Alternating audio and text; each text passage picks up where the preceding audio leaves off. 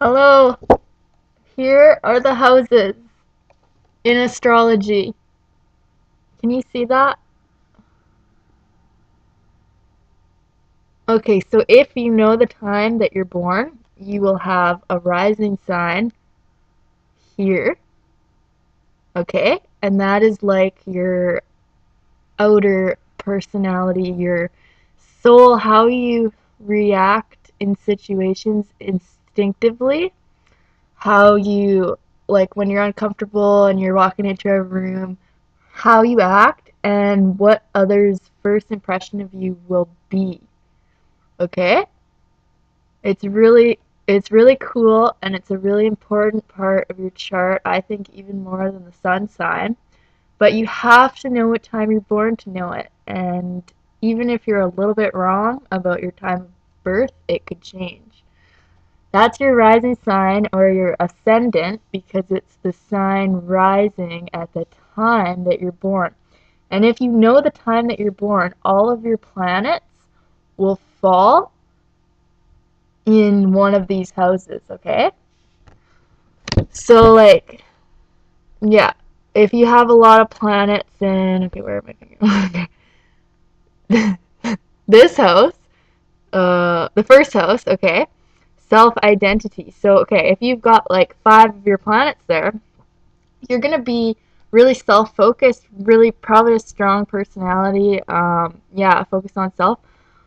If you have a lot of planets here, what is it, possessions and self-esteem, you're going to be really focused on, yeah, money, possessions, that kind of stuff. And whereas if you have a lot of planets here, you'll be focused on communicating a lot and blah, blah, blah, blah, blah, and so on. And so, like, each planet in any of these houses will modify that planet's expression, okay? So, like having Pluto in one of your houses would be totally different than having your sun there because the two planets have very different energies, okay? So, just another thing that I think is really important in the chart. I mean, every part of the chart's important, but yeah, the planets in the houses.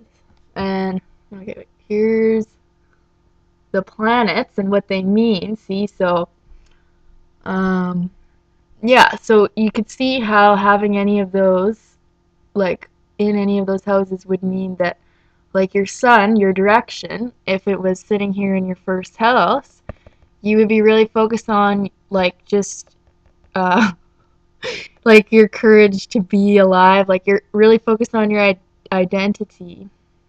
Um yeah, probably a strong personality and focus on, shining like the sun because your sun's there. But if your sun was in this place, the 12th house, where it's the house of unconscious and all things hidden, that would be a very different expression. Your sun would be hidden from you, so maybe you don't really know who you are. Maybe you're a little bit, you don't show your real self to people because your solar power is hidden and it's unconscious. So, yeah, that's the houses.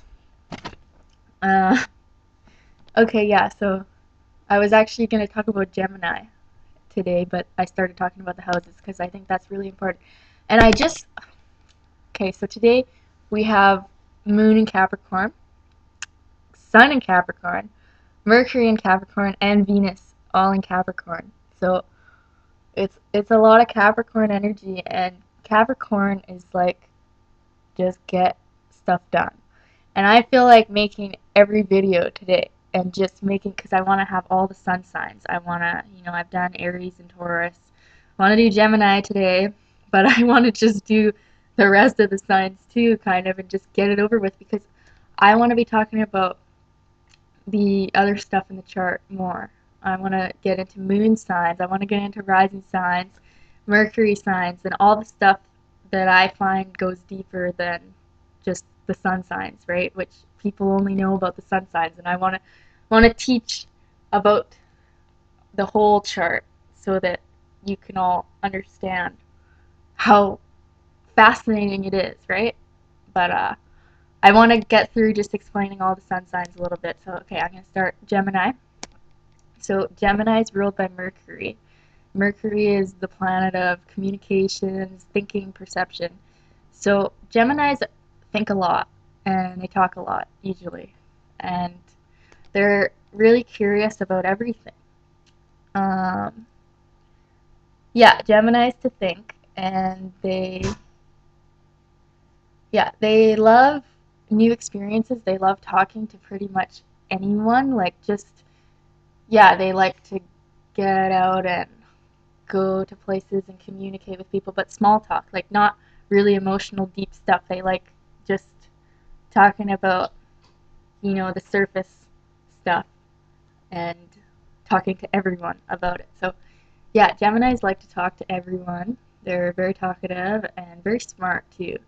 Like Geminis have this ability like to be knowledgeable about a wide range of subjects, but their thing is that sometimes they are a little bit scattered, so they may have knowledge of a wide variety of things, but not very much knowledge on one thing. So they're like what that's saying, like a jack of all trades, master of none, right? Like that's a Gemini right there. And I don't know, I really relate to Gemini energy a lot because my Mercury is in Gemini, and I really want to talk about Mercury signs soon because Mercury is how you communicate and how you think. And Mercury can only be in the sign before your sun sign, the sign of your sun sign, or the sign after your sun sign. So it's really cool. Like if you want to know how people will communicate, like how they'll talk and how they think of the world, it's really cool. Just check out their Mercury sign, and you'll know just from that. And so if a person's an Aries, they can only be Mercury in Aries, or Mercury in the sign before Pisces, or Mercury in the sign after Taurus. So you can kind of guess, like before you do their chart or of whoever you're talking to, you can guess, like if you know their sun sign, what their Mercury could be. Is their Mercury in the same sign as their sun sign, or is it the sign before, or is it the sign after? If you start to, get to know your signs, that's kind of could be really fun to do, or just do their chart and find out what it is first. But kind of cool. So that's Mercury, yeah, how we talk and communicate. Geminis are ruled by Mercury. What else about here? Okay, so it says this. Pursue a wide variety of experiences, gather, observe, correlate, then broadcast what is learned. Speak with integrity, finish things. Shadow, evasive, flighty. Okay, yeah, so, yeah, think about Geminis, they can kind of run away from emotions and things like that because they just, they're flighty. They want to be on to the next thing. They want to keep it light and keep it mental. This is a very mental sign, okay? And yeah. So what else could I say about Gemini here?